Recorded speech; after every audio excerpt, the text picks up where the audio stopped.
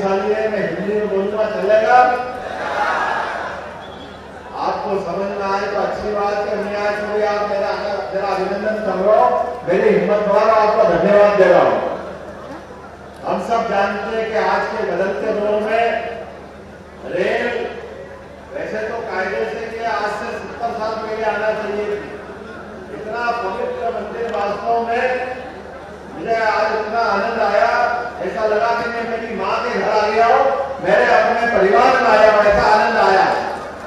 यहाँ आकर के मालूम पड़ा ये जो हमारा अपना खास करके कोमुला देवी कोमुला वैली रेलवे स्टेशन, और इस स्टेशन पर रेल की पटरी के शुभारंभ के अवसर पर तो माननीय मोदी जी ने इसका शुभारंभ किया, लेकिन स्टेशन बनने के लिए आज शुभारंभ हुआ है। और मैं बाबा महाकाल की नगरी से आकर के मुझे इस बात का आनंद है कि भविष्य में अब आवागमन के साधन के लिए रेल एक ऐसी आवश्यकता है जो गरीब से लेकर के वर्तमान के दौर में संपन्न और सक्षम लोग भी आज के दौर में जिस प्रकार से ट्रेन, हमारी metro train, bullet train, Vande Bharat train, अलग अलग प्रकार के अश्विनी वैष्णव जी और मोदी जी के नेतृत्व में जिस प्रकार से रेल का कायाकल्प हुआ है, वह हमारे लिए सबके लिए एक अलग दौर में पहुंचने वाली बात है। और बदलते दौर में पूरे देश को एक रखने के लिए रेल ने जो योगदान दिया, ये भूतों भविष्य की कोई दुनिया का ऐसा संसाधन भारत को इतनी जल्दी, इतना विशाल देश, यद्यपि रेल का इतिहास लगभग 170 साल पुराना। सबसे पहले ट्रेन चली थाने से मुंबई, लेकिन उसके बाद से लेकर आज तक सभी राज्य, चाहे तेलंगाना, चाहे हैदराबाद के साथ हमारा मध्य प्रदेश का रिश्ता लगातार, हर एक को उत्तर दक्षिण कहीं जाना हो तो मध्य प्रदेश से जरूर गुजरना पड़ता है। और मध्य प्रदेश तो क्या वास्तव में देश के अंदर के हिस्सों में भी यशस्वी प्रधानमंत्री ने अब चाइना की बॉर्डर तक रेल की सुविधा लेकर के हमारे नागरिकों के लिए सुविधा देने का प्रयास किया। रेल न केवल हमारे यातायात का साधन है, बल्कि मौका पड़े तो देश के दुश्मनों के बीच अपने बहादुर जवानों तक पहुंचाने का भी सबसे सशक्त माध्यम है।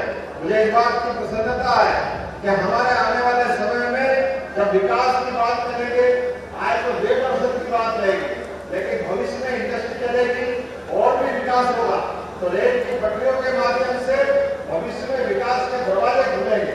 उसके माध्यम से ये पूरा क्षेत्र एक अलग दौर में जाएगा। मैं आपके माध्यम से नरेंद्र मोदी जी को धन्यवाद देना चाहूंगा।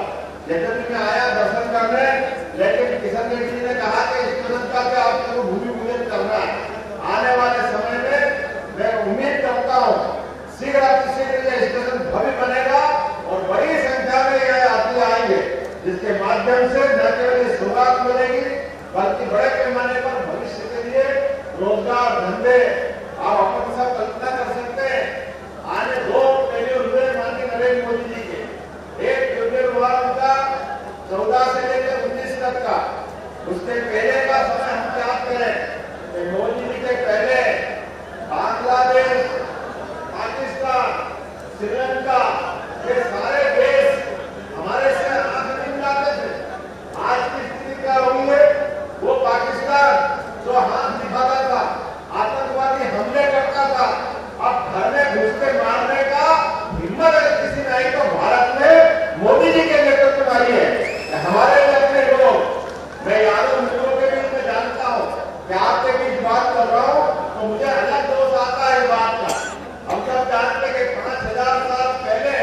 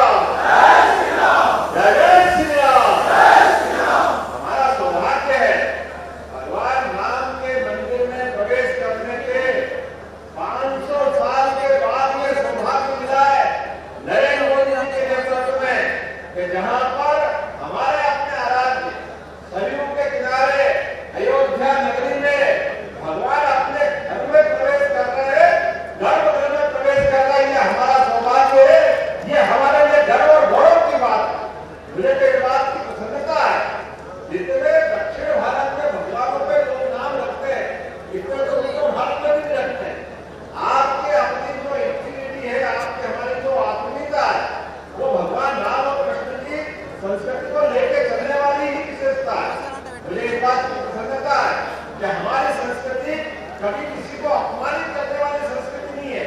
हम सर्वे भवन्तु सुखिनः, सर्वे सन्तु निरामया। दुनिया में सबका भला करने वाले लोग हैं जो मानव संस्कृति का झंडा लेके जाते हैं, वसुधैव कुटुम्बकम की बात करते हैं, पूरी दुनिया में मनुष्यता के नाते से जाने जाते हैं। लेकिन काल के प्रभाव में हमारा अंदर का क्रोध जगाने के लिए वर्तमान का नेतृत्व जो आया है, अब तो अयोध्या को छोड़ो, अरब के अंदर भी भगवान के मंदिर का लोकार्पण हुआ के नहीं हुआ आनंद के साथ। ये हमारा वर्तमान का समय है कि हमारे अपनी संस्कृति पे गर्व करने के जो उपक्रम है वो लगातार मोदी जी के नेतृत्व में जारी है। तो मैं अपील करता आने वाले समय में विकास के साथ अपनी संस्कृति पे गर्व करते करते, और दुनिया को आप देख रहे होंगे, दुनिया के अंदर एक तरफ हमारे पड़ोस में ज्यादा दूर नहीं है इजराइल, लेकिन इजराइल का युद्ध चल रहा है, फिलिस्तीन वालों दुनिया में युद्ध के बादल अलग प्रकार से दिख रहे हैं। इसके पहले रूस में युद्ध चल रहा है, लेकिन हमने सबने देखा क्या यूक्रेन, क्या रूस, क्या इजराइल, क्या फिलिस्तीन, हमारे इतने भी आपस में लड़ने वाले लोग, लेकिन भारत के नेतृत्व का झंडा, मोदी जी का डंका, हमारा एक भी बच्चा अगर फंसा है तो डंके की चोट हम लेके आ रहे हैं। दोनों तरफ की सेना हाथ जोड़ के कहती भैया हम आपसे नहीं टकरा सकते, आपके आदमी को आप ले जाइए। भारत का जो मान बड़ा, सम्मान बड़ा, वो हमको गर्व में गौरव का मौका देता है। अभी 8 सैनिक जिनको फांसी की सजा देनी कतर में, कोई कल्पना कर सकता है कि अपने सैनिक को फांसी की सजा हो जाए और उनके बचा के लेके आ सकते हैं? हमारे सामने ही हुआ है कि ना केवल 8 सैनिक बच के आए, बल्कि वो डंके की चोट भारत वालों के साथ गले से गले मिलकर के कतर के जो राजा है उनने सम्मान के साथ मोदी से कहा कि मोदी जी भारत और आपकी दोस्ती हमारे, हमारी भाई न्यायालय है उनको सजा देगी, लेकिन भारत के लोग कभी ऐसा कर नहीं सकते। हमें गर्व है कि भारत वालों के साथ हम खड़े हैं। वर्तमान के दौर में ऐसे कई मौके आएंगे। आज के अवसर पर मैं आज इस बड़ी, मेरे को मतलब वास्तव में एक बार फिर धन्यवाद देने की इच्छा है। किशन रेड्डी जी आपको भी धन्यवाद देता हूँ, लक्ष्मण जी आपको भी धन्यवाद देता हूँ, और हमारे हीरो रघुनंदन राव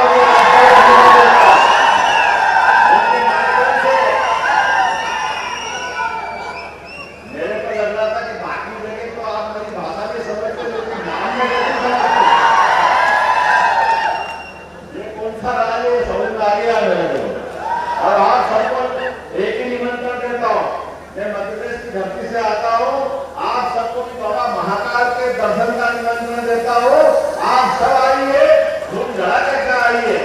और जब से हमारी सरकार बनी मध्य प्रदेश में, हमने प्रयास किया है कि सरकार चलाने में जनता का योगदान होता है, और जनता का सम्मान ये सरकार के सम्मान के साथ जुड़ा रहता है। इसलिए जनता के हितैषी योजनाओं को चलाते चलाते हमने स्पष्ट संदेश दिया कि सुशासन की स्थापना करेंगे, माननीय मोदी जी के नेतृत्व में डबल इंजन की सरकार चलाएंगे। लेकिन हमारे दिल में गर्व है, जिनको हम सम्मान से देखते हैं, भगवान कृष्ण जहाँ जहाँ उनके चरण पड़े महाभारत तीर्थ बनाएंगे, उनके देवस्थान बना करके हमारी संस्कृति में गर्व का मौका लाएंगे। और भगवान राम जहाँ चित्रकूट से लेकर जहाँ जहाँ भी गए, भगवान राम हो, भगवान कृष्ण हो, धार्मिक पर्यटन को लेकर के हर स्थान को तीर्थ के रूप में बदलेंगे। उम्मीद करेंगे आने वाले समय में माननीय मोदी जी के नेतृत्व में किशन रेड्डी जी और लक्ष्मण जी के साथ, और हमारे रघुनंदन राव को के साथ हम मिला करके हमारा जो सांस्कृतिक एकता का भारत है, इसको लगातार मजबूत बनाएंगे। आप सबने प्रेम से सुना, आप सबको धन्यवाद, बहुत बहुत धन्यवाद। भारत माता की जय। मगन दर्शनाనికి వచ్చేటువంటి భక్తుల సౌకర్యార్థం మన ప్రియతమ ప్రధానమంత్రి నరేంద్ర మోడీ గారి ఆదేశాలతో ఈరోజు రైల్వే డిపార్ట్మెంట్ సంబంధించినటువంటి రైల్వే స్టేషన్లో మల్లన్న పాదాల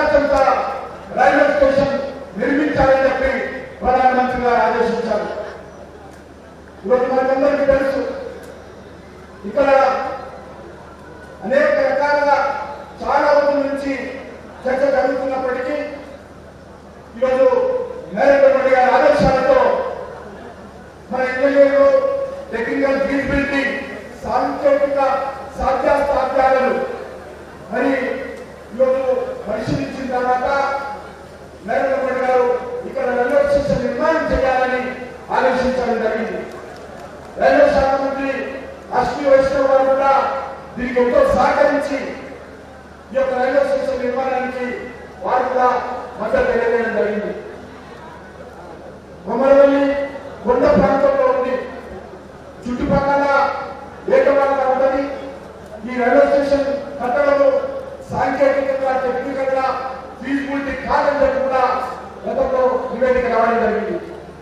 కానీ నరేంద్ర మోడీ గారు మరొకసారి, ఎందుకంటే మల్లన్న స్వామి దర్శనానికి కొమరవెల్లికి ప్రతిరోజు వేలాది మంది వస్తారు, చాలా పేదవాళ్ళు వస్తారు. రైల్వే స్టేషన్ ఉంటే సేఫ్ గా వాళ్ళు ఇక్కడికి రావచ్చు, దర్శనం చేసుకోవచ్చు. మన ప్రాంతాలకు రైల్వే స్టేషన్ ద్వారా రైలు ద్వారా మనం తిరిగి వెళ్ళొచ్చు.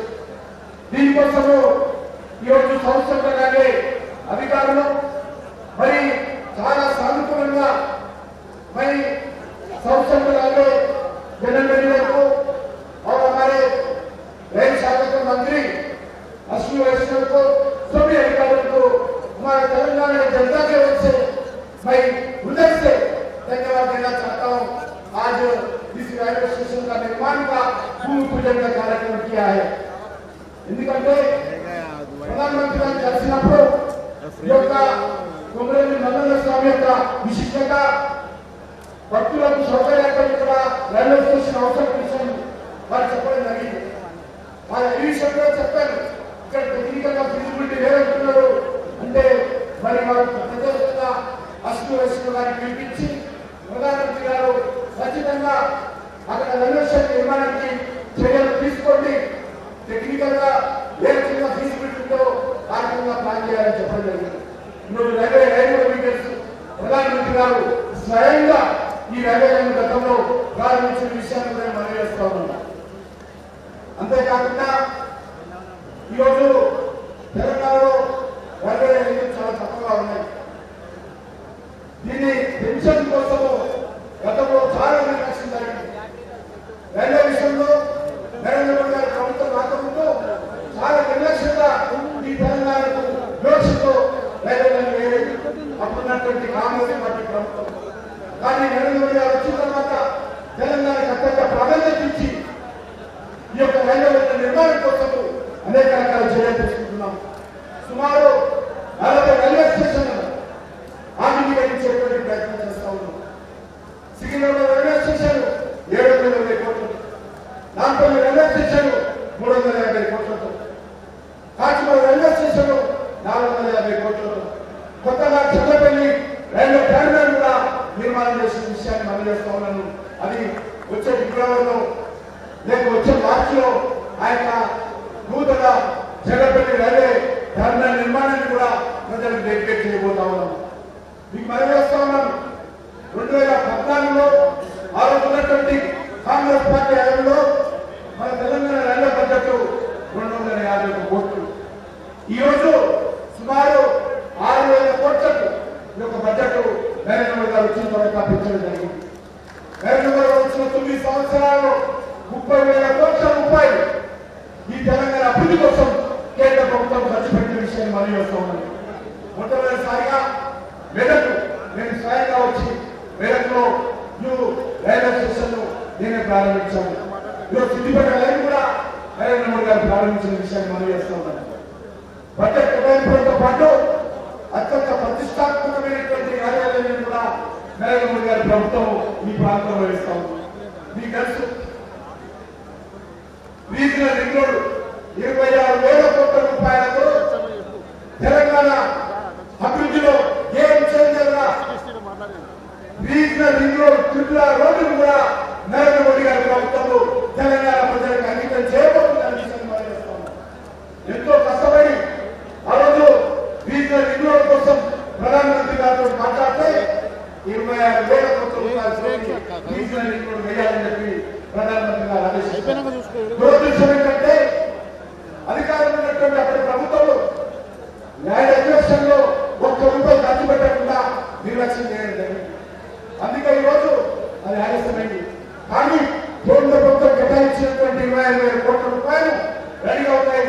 రాష్ట్ర ప్రభుత్వం ఎంత తొందరగా ల్యాండ్ అక్విజిషన్ కార్యక్రమం పూర్తి చేస్తే రీజనల్ రింగ్ రోడ్డు అంత తొందరగా తెలంగాణ ప్రజలకు అందబోతున్న విషయాన్ని ఈ సందర్భంగా మనవిస్తున్నాం.